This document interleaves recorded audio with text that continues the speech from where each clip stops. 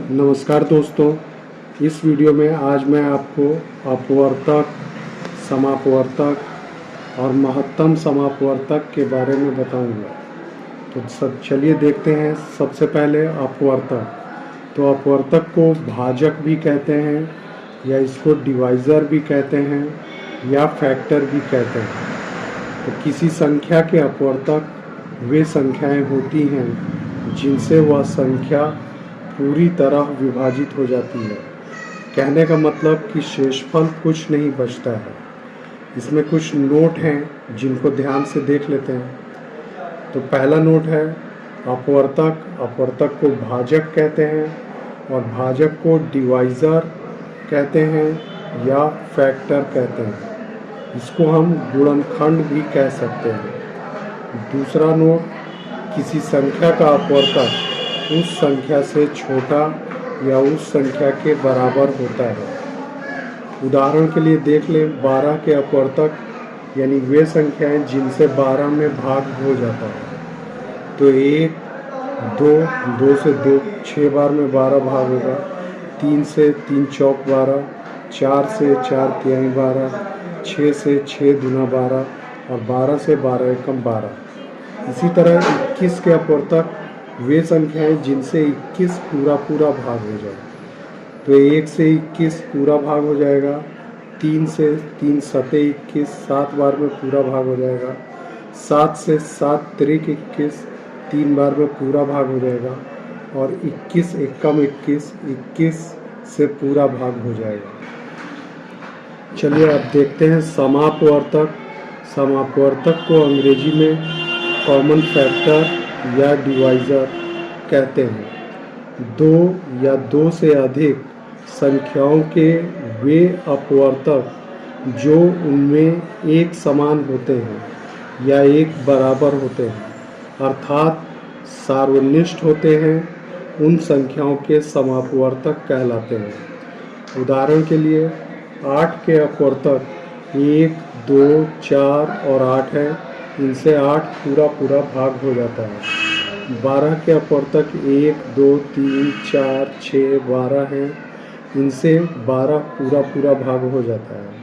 24 के अपवर्तक 1, 2, 3, 4, 6, 12, 24 हैं, जिससे 24 पूरा भाग हो जाता है। तो 8, 12 और 24, 8, 12, 24 के समापवर्तक यानी जो दो सब में समान हो, जैसे 2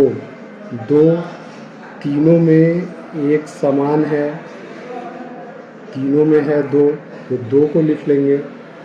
और 4 भी तीनों में एक समान है तो 4 को भी लिख लेंगे। तो इसके दो ही समापवर्तक 2 और 4 हुए। अब देखते हैं महत्तम समापवर्तक।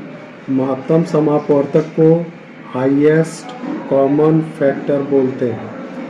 इसको संक्षेप में मस यानी म का मतलब महत्तम, स का मतलब समापवर्तक कहते हैं।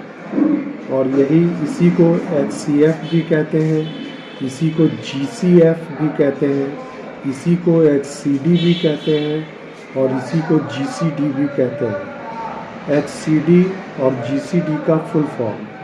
HCD highest common divisor. H का मतलब हाईएस्ट, C का मतलब कॉमन, D का मतलब डिवाइज़र। इसको GCD भी कहते हैं, जिसमें G का मतलब ग्रेटेस्ट, C का मतलब कॉमन और D का मतलब डिवाइज़र। HCF और GCF का फुल फॉर्म। HCF का full form highest common factor, जिसमें H का मतलब हाईएस्ट, C का मतलब कॉमन, F का मतलब फैक्टर। GCF का फुल फॉर्म G का मतलब ग्रेटेस्ट, C का मतलब कॉमन, F का मतलब फैक्टर। इसके उदाहरण देख लेते हैं।